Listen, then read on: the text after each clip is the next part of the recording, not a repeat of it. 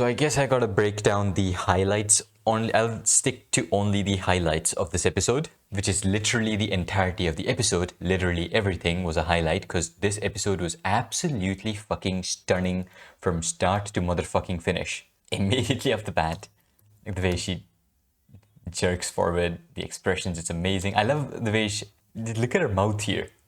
No outlines, just completely wiggly lines over here. Just exaggerate the shit out of it. And all these shots, the way they're doing this really looks like a real life cosplay with the coloring and lighting and stuff, but it's animated. It's all animated. This is an illustration. Someone made it to look like a real life cosplay. Tutu Kitter and Stastagram. Adorable expressions again, adorable drawn faces.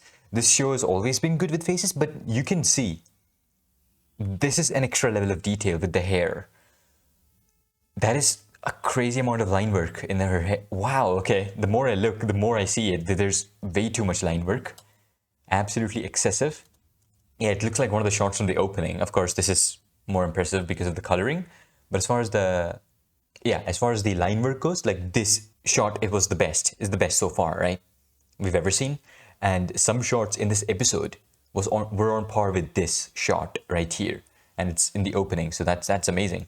And all these shot compositions, they're all very unique. Unique in the sense that they're very engaging. Like this just looks like we are placing the camera in front of Marin. Again, this level of interaction. It's not just fucking side scrolling. Just a side view of all these characters is talking. That could have been the way this was shot, but no, they're not doing that. They want the viewer to find everything here engaging. And yeah, I mean, this is their backyard. Kind of fucking rich, aren't they? All these shots, this in particular, this looks so good. This actually looks like one of those shots that camera companies will use to advertise their camera, say how good it is. Look at her clothing.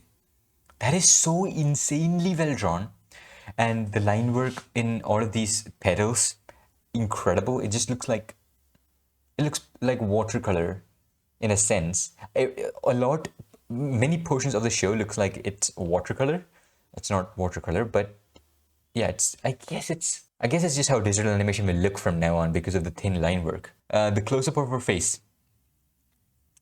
Fantastic. Why does this look so great? I think it's just the eye shadows, right? The shadows inside the eye. You can see the shadows around her iris. Where is it? Yeah, you can see the shadows here around the iris and underneath the eye. No, that's not the eyebrows. The eyelashes, and also the excessive amount of shading in the strands of hair. Just make the scene pop out amazing. Also the fact that there is no blur filter to hide all the details that the animator put in. I'm looking at you, Attack on Titan. And the subtle change in expression. Here she's just surprised. This is the first time she's even thinking about cosplaying. Maybe she has thought about cosplaying, but this is the first time anyone else has asked her about this. And yeah, you can come to your own conclusions. I came to my conclusion when I saw this stuff. She's just lacking in confidence. It's not that she does not want to do it, but it's that she can't. She wants to, but she can't do it. Ambient noise is very good with the people talking in the background. Just gotta point that out. Fantastic. Her hands here kind of looks weird. It just looks like you can't make it out whether it's forward or backward.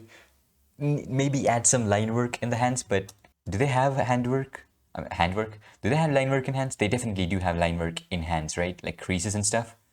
They definitely do. Love the change in style of animation all the time. That is definitely watercolor, right? Look, why is that so well animated? Does that need to be that well animated? No, it doesn't. But fuck it. Like, this is the show having no compromises. This is the show at its peak visually. Yeah, again, excessive amount of line work. This close-up is amazing. And it moves. You think it's so good. There's no way it moves. And it moves. I can't point out all of the little intricate bit of character acting because then this episode would be fucking 7 hours long. How big is this video? It's already 1 hour 50 minutes because I've been recording for 3 episodes, right? 6, 7, 8. Yeah. So yeah, I can't wait spend too much time. Maybe my phone will run out of charge. So the short composition here just looks like a good horror anime. It just looks like this looks like a security camera that's just peeping on these chicks, and they walk forward. We get a shot of them, a faraway shot of them, and then boom, another close-up shot, a slanting shot, because why not? Just let's make the animation as complex as possible. Illustrations absolutely fucking incredible. Look at this art direction, exceptional art direction throughout this episode. This is a scene that Steph and you were talking about. Another like pseudo chibi style animation. But the thing I really liked about it is the rotation. Is her eyes closed or is it wide open? I think it's wide open. Yeah. Okay. Yeah, flawless rotation shot, and then the camera tracks to Gojo. Like the camera's tracking her. And then it goes to Gojo. Awesome. Awesome shot. Really cool shot. Again, illustrations. This is wallpaper worthy. Straight up wallpaper worthy. Awesome illustration. Again, this just looks amazing. Again, looks amazing. This I would actually use as a fucking wallpaper. Wow, that's gorgeous. The lighting in this whole episode, incredible. Everything about the show, visually, I keep saying it, but the storyboards, the composite, the animation, this is the peak of My Dress Up Darling, and this is the peak of fucking slice of life anime in general. Amazing character acting again. Really cool animation. Gorgeous close-up. Wow, the detail in the eyes is amazing. This just looks... Remember what I talked about in the previous episode where they did like an old school style for these scenes? This is nothing like that. Wait a minute, did I skip over it? Yeah, I skipped over it accidentally. That is just awesome. This is probably the best single cut of animation in this show. It looks like a bit like old cell animation, but it's just way too fluid to be old cell animation. You can tell that this is some new WebGen animator. That's background animation. That's awesome 2D background animation. Does that count as Obari Punch? Okay, that's not really Obari Punch. Obari Punch needs to have your chest out first and then punch to the camera. Is this Arifumi Imai animating this? Or is it Nozomu Abe? This just looks like a Nozomu Abe impact frame, really. The way he's playing with colors, of course, that's not the last of the impact frames, right? Oh, okay, these are awesome looking impact frames. Is this Nozomu Abe? No. Nozomu Abe effect smears, they don't look like that. It looks like Nakamura explosions. Let me check that again. Flawless motion. Yeah, the idea with the cross flares and the smoke and stuff, it looks like it's Nakamura, but then these smears don't look like Nakamura at all. Also, the timer at the top left to show that this is like old school animation, they did have that because it's TV anime, right? And there's also the fact that it's 4:3 aspect ratio. I will definitely be looking into who did that shot. It's obviously going to be in Sakugaboro. That's an amazing shot. Fucking trick kids into buying merch. Of course, why won't you? But the thing that she was disappointed about is not how it doesn't work. I'd assume that she would be far more satisfied if it at least looked what it was supposed to look like. Here, there's an incredible level of detail because it's probably 2D, and you turn that into real stuff. It looks like shit. Look at the fucking difference. All the detail is fucking gone. And it just makes a fucking noise when you click on it. Yeah. Expectation versus reality. Oh, the level of detail, these shots. Lighting, again, fucking incredible. And the way it transitions out to darkness and then back to here. Very cool idea. The level of detail is so annoying. It annoys me that there are people out there who have this level of talent. And again, here with the grandpa, there's a really good amount of character acting that's amazing. Fucking green lightning. Looks like Canada style lightning.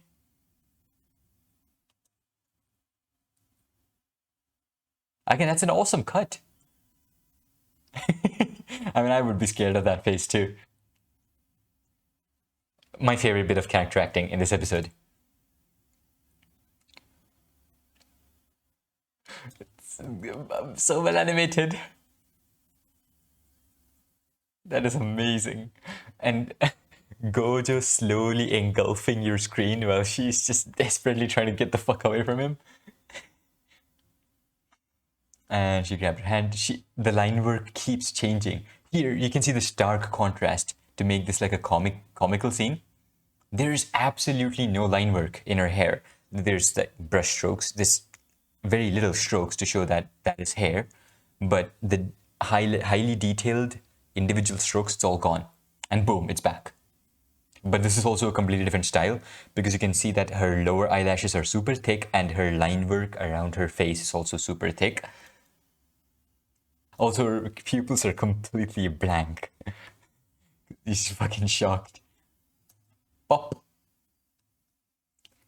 Such a cool transition. I actually want to see that frame by frame. Pop. Her silhouette. Her silhouette is used like a flashing Her silhouette is used like a flashing impact frame. That is so creative. More goofy character acting. Let's go to the beach. Yeah. Why are we here? No reason. We are just here to hang out. What's wrong with that? Nothing wrong with that. Getting to hang out with best girl. And the face, the Gojo face. Should have said Nandeste again.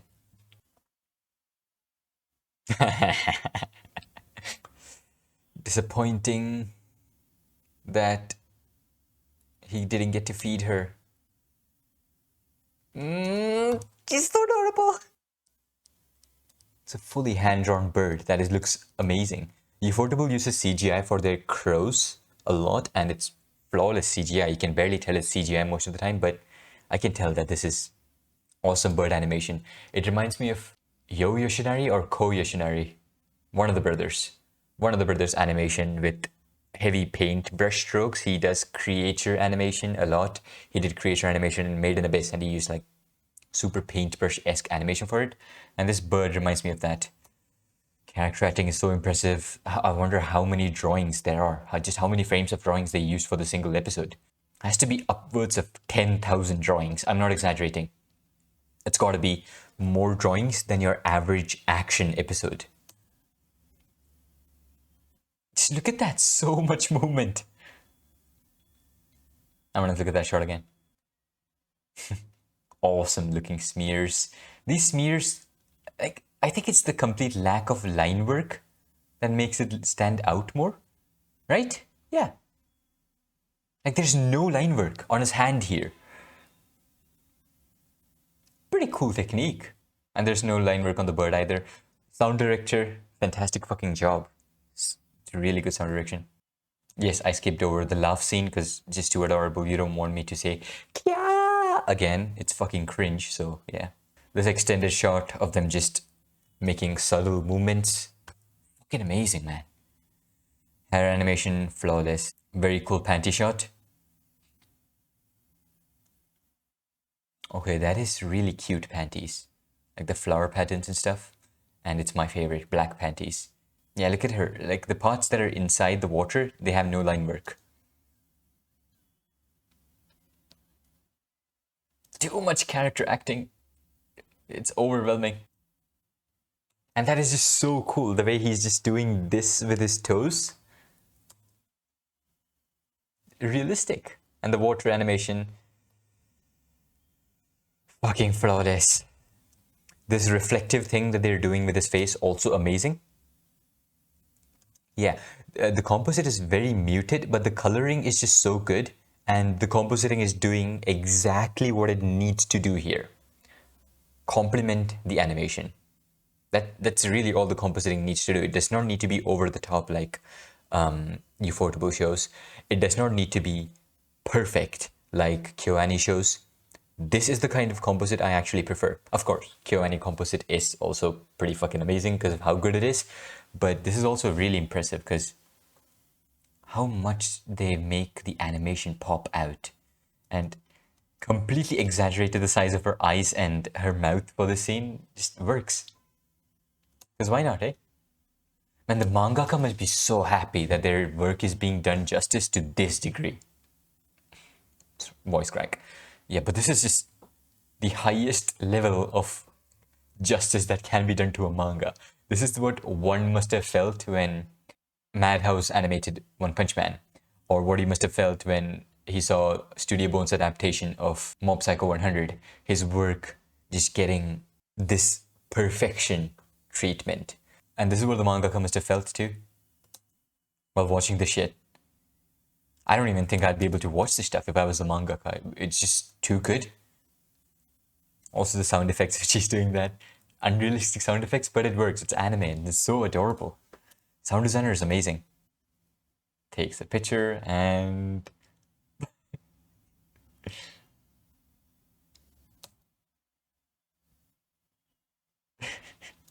If that lasted for a longer time, this would be included as Ebata walk. Like the way he's just walking with swagger from side to side, that is Ebata walk. But he just tumbles right down before he walks a lot. Awesome shot. And that's the episode. What I'm gonna do now is go to the websites and check out who the fuck directed the show. Naoya Takahashi is the main animator. Also animated a lot in Wonder Egg Priority. Also animated in Jujutsu Kaisen, episode 17, which was one of the best episodes of Jujutsu Kaisen, so that must be really good. Name is Naoya Takahashi. I will be looking into his cuts later. Hiroyuki Nemoto, art director, doing an amazing job. Tsubasa Kanamori, director of photography, also doing a fucking incredible job. Where's episode 8? I want to know episode 8. EP8. Yuusuke Kawakami. I've never heard of him before. 2013? Wow, it's not much time at all. So yeah, episode director, episode 8, and storyboard, episode 8. He did do the storyboard. Some directors just they just are termed episode director, but they don't do the storyboard for that episode. So I don't understand how that works, but I'd assume if you're doing the direction for that episode, you'd also want to do the storyboard.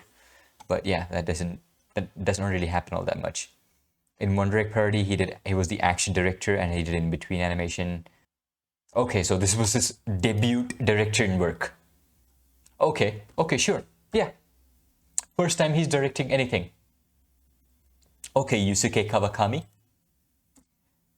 What? This is the first time he's directed an episode and it was perfection. What in the fuck nuggets? How are people so good at what they do? That's ridiculous. That is actually ridiculous. My god, that's insane. How can people be so good? Let's see. Sakugaboru, My Dress Up. Tatsuya Yoshihara did this. That's insane.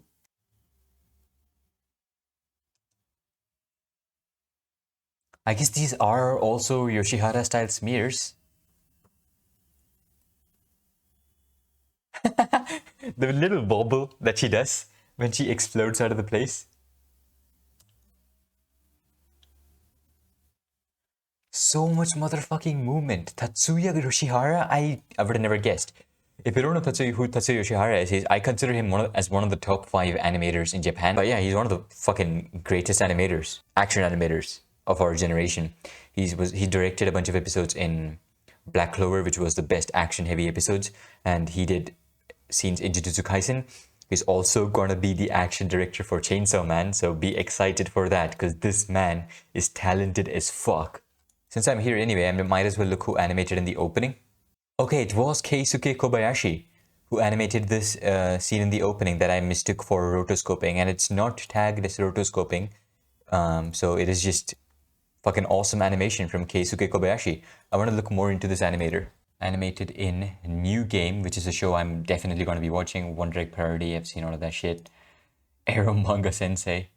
I Want to Eat Your Pancreas, also another show that I will be watching on this channel.